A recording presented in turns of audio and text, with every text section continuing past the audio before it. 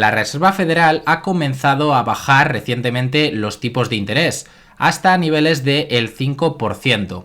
Este es un movimiento similar al que hemos visto por parte del Banco Central Europeo desde hace unos meses. Ya ha bajado el Banco Central Europeo 2 veces los tipos de interés. En el vídeo de hoy vamos a hablar de qué implicaciones tiene que se bajen los tipos de interés. ¿Es esto positivo para las empresas? ¿Es negativo? Bueno, pues os he recopilado 5 cosas que hay que tener en cuenta que suceden cuando se bajan los tipos de interés. Además, también vamos a ver cuáles son los sectores que mejor tienden a hacerlo 3, 6 y 12 meses después de bajar los tipos de interés, y también veremos finalmente cómo se suele comportar el mercado después de que se anuncia ese primer recorte por parte de la Reserva Federal. Bueno, pues ya estamos en la pequeña presentación que he preparado y lo primero que me gustaría comentaros es que, además de estos recortes de tipos de interés que ya hemos empezado a ver por parte de la Reserva Federal, lo que está descontando el mercado es que se sigan anunciando en las próximas reuniones de la Fed más bajadas de tipos de interés, lo que situaría los tipos en diciembre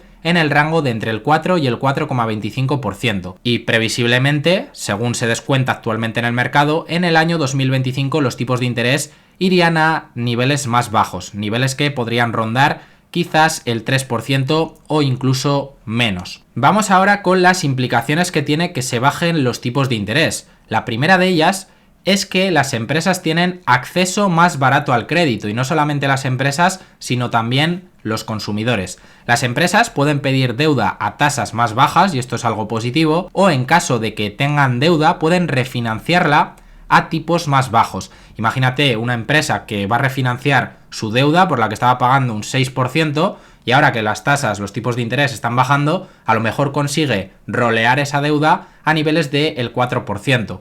Esto se traduce automáticamente en que se van a reducir los costes financieros de muchas empresas, y esto es algo positivo que impactará directamente en su cuenta de resultados. También en estas épocas en las que bajan los tipos, la inversión en capital suele aumentar en estos periodos, impulsando de esta manera el crecimiento empresarial. Por el lado de los consumidores también es interesante, puesto que estos también pueden financiarse más barato, y esto tiene un impacto en el consumo. En estas épocas suele aumentar el consumo, y esto a su vez beneficia a las empresas. Entonces esta es la primera de las implicaciones que tiene que bajen los tipos de interés. También otra cosa que quiero destacar es que hay menor rentabilidad en épocas de tipos de interés bajos en activos que se consideran seguros, como por ejemplo los bonos, la rentabilidad que dan los bonos que emiten los estados o los bonos que emiten las empresas. Aquí os he puesto cómo ha evolucionado el rendimiento del bono de Estados Unidos a 10 años en los últimos meses, mientras que en mayo de 2024 vemos que daba una rentabilidad del 4,75% aproximadamente. A medida que se han empezado a bajar los tipos de interés, y ya se ha ido anticipando a esto el mercado, los rendimientos que ahora mismo está dando el bono a 10 años son del 3,75%, es decir, un 1% menos.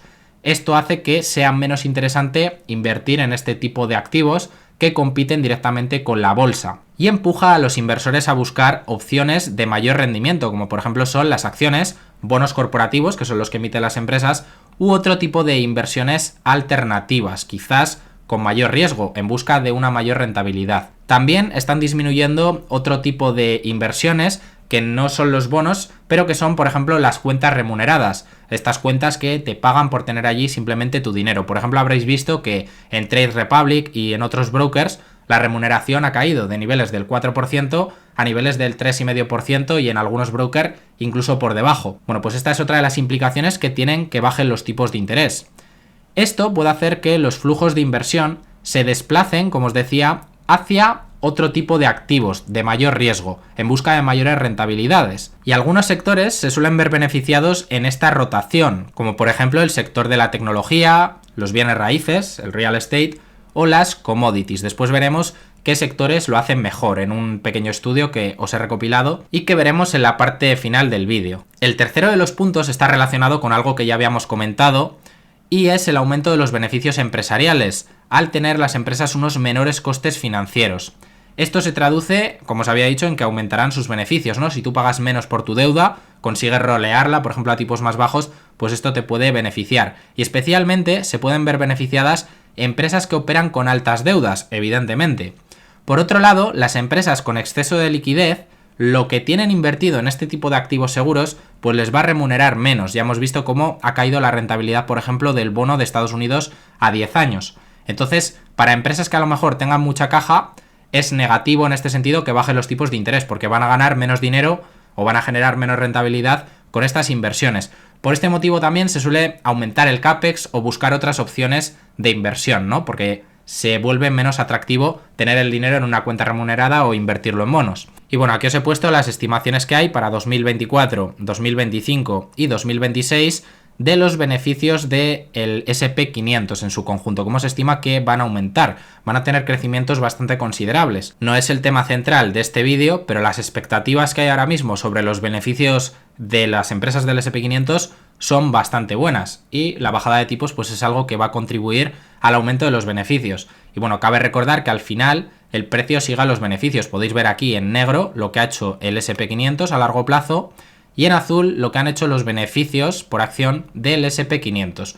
Tienen una correlación directa. Cuando los beneficios por acción aumentan, la bolsa sube, ¿no? Tiende a seguir a largo plazo a los beneficios. Entonces lo lógico es que si los beneficios por acción siguen aumentando, la bolsa lo continúa haciendo bien. Al menos si esas buenas expectativas que hay se terminan cumpliendo. Pero bueno, para eso estamos nosotros también, ¿no? Para ir siguiendo si efectivamente se terminan cumpliendo esas expectativas o vienen baches por el camino. Podría venir, por ejemplo, una recesión y que ese escenario no se materializase, o podrían pasar muchas cosas. Bueno, vamos ahora con el cuarto punto, que serían valoraciones más altas de los activos. Los tipos de interés están directamente relacionados, como hemos visto en el ejemplo del bono a 10 años, con los rendimientos de los bonos. Cuando los tipos caen, los rendimientos de los bonos también lo hacen.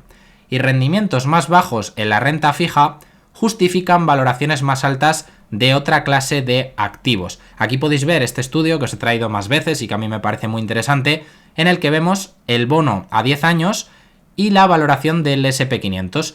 Cuanto menor es la rentabilidad del bono a 10 años de Estados Unidos, en este caso, mayor es el múltiplo que estaría justificado que se pague por las acciones. Ahora mismo estamos en un nivel del 3,75%, lo que renta el bono, pero se estima que si siguen bajando los tipos de interés, como veíamos en la primera información que os he enseñado, en la primera diapositiva, pues esto justificaría una mayor valoración del S&P 500, porque el rendimiento del bono se iría más abajo. No sabemos exactamente hasta qué niveles va a situarse este rendimiento del bono, pero previsiblemente, con la información que tenemos a día de hoy, lo que sí que parece que es lo más probable es que haya más bajadas de tipos y este bono se vaya más para abajo. Y por último, tenemos aquí el quinto punto, que es mayor apetito por las fusiones y adquisiciones. Con el coste de capital reducido para las empresas, tienen más incentivos para realizar M&A, para realizar fusiones y adquisiciones. El acceso barato a financiación permite que las compañías adquieran otras empresas o realicen compras estratégicas para aumentar su cuota de mercado con intereses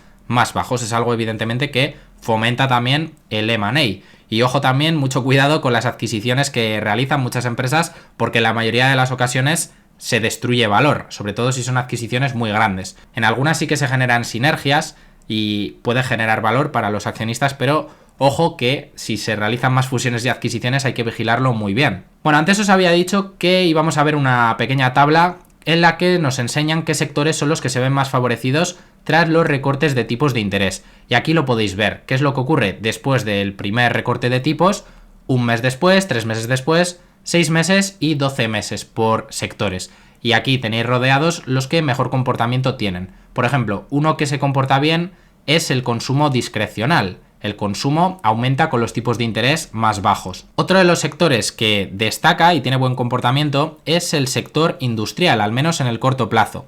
La tecnología también lo hace bien, a un mes vista, a 6 meses vista y también a 12 meses vista. Y los materiales y real estate también son dos sectores que se ven bastante beneficiados. El real estate es un sector que opera con alta deuda, al igual que las utilities, y es normal que se vea beneficiado, que estas bajadas de tipos de interés tengan un impacto, cuando pasen unos meses, en sus beneficios empresariales.